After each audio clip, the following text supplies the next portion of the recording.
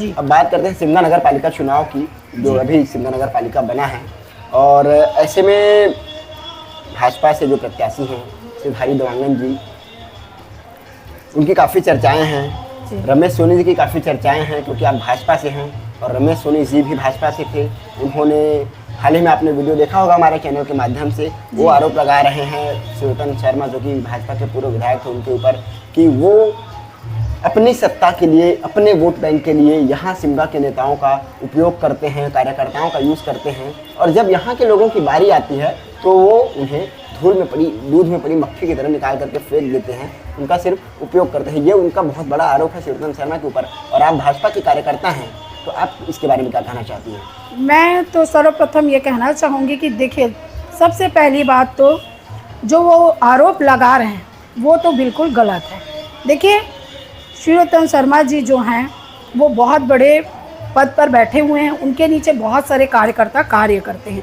वो किसी को ज़बरदस्ती अपने अंडर कार्य करवा नहीं रहे हैं, लोग खुद स्वयं उनके साथ जाकर जुड़ रहे हैं। रमेश सोनी जी जो आज ये बात कर रहे हैं, इन्हें कोई बीजेपी वाले ने फूल माला दे के या बुलाया तो नहीं गया था, ये खुद स्वयं इसमें बीजेपी में शामिल हुए। क्यों?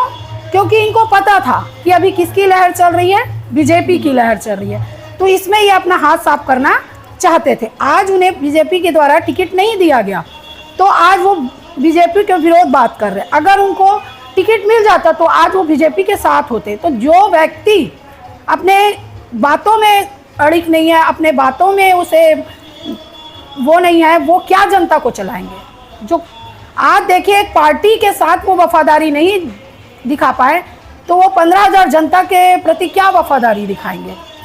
उनका ये भी आरोप है कि जो बजरंग पावर प्लांट जो पानी ले जा रहा है सिमगा से, वो भी शिवरतन शर्मा के दबाव में, शिवरतन शर्मा की आड़ में बेचा गया। उनका कहना है कि शिवरतन शर्मा प्राइवेट लिमिटेड नाम की जो एक संस्था सिमगा नगर में काम कर रही है भाजपा पार्टी के रूप में, उसके द्वारा बजरंग पावर प्लांट का जो पानी है वो बेचा गया और उन्हें फंसाया जा रहा है। देखिए, जिस समय ये पावर प्लांट वाला पानी बेचा गया, उस समय रमेश सोनी जी खुद अध्यक्ष पद पर बैठे हुए थे। जब आप किसी पद में बैठे हुए हैं तो आप कैसे किसी के ऊपर आरोप लगा सकते हैं कि उन्होंने मुझ पर दबाव डाला? देखिए, आप किसी के ऊपर भी दबाव डाल के किसी भी कार्य को करा नहीं सकते। आज उनको फिर से उसी गद्दी पे वापस बैठना है, तो वो इसका अपना पूरा ब्लेम जो है वो इन पर डाल रहे हैं। आप निकालिए ना भाई, उस समय का पेपर निकालिए, आप जिस समय ये हुआ था आप निकालिए, बताइए कि कहाँ पे आपने इस चीज़ के लिए आपत्ति जताई।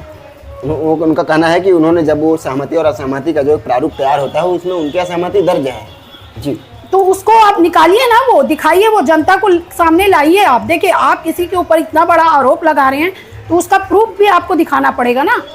आपको फिर से उस कुर्सी पे बैठना है तो आप किसी के ऊपर कुछ भी आरोप लगा देंगे।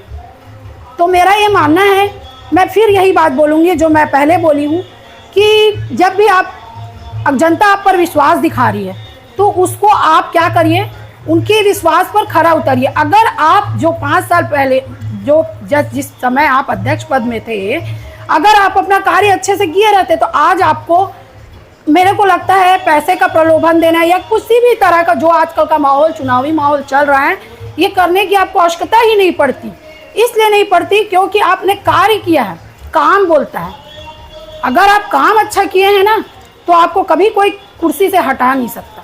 तो मेरा ये मानना है कि अभी अपने उल्लू सीधा करने के लिए आप किसी के ऊपर भी कुछ भी आरोप लगा रहे हैं। जब तक आप शिवरतन शर्मा जी के साथ जुड़े थे तब तक वो बहुत अच्छे थे। आज आपको उन्होंने टिकट नहीं दिया तो आप पार्टी के विरोध में चले गए। तो मेरा ये मानना है कि आप एक निर्दलीय प्रत्याशी के रूप में अध्यक्ष पद पे थे, तो फिर आपने पार्टी क्यों ज्वाइन की? जी, आपके अंदर क्वालिटी थी, आप अध्यक्ष पद में निर्दलीय पद पर जीते हुए प्रत्याशी थे, तो आपको पार्टी ज्वाइन करना ही नहीं था। लेकिन आपने पार्टी अपने स्वार्थ के लिए ज्वाइन की। आपको पता था कि बीजेपी की अभी लहर है, अगर बीजेपी से मुझे टिकट मिलता है तो मैं आराम से फिर से अध्यक्ष पद की कुर्सी पर बैठ जाऊंगा।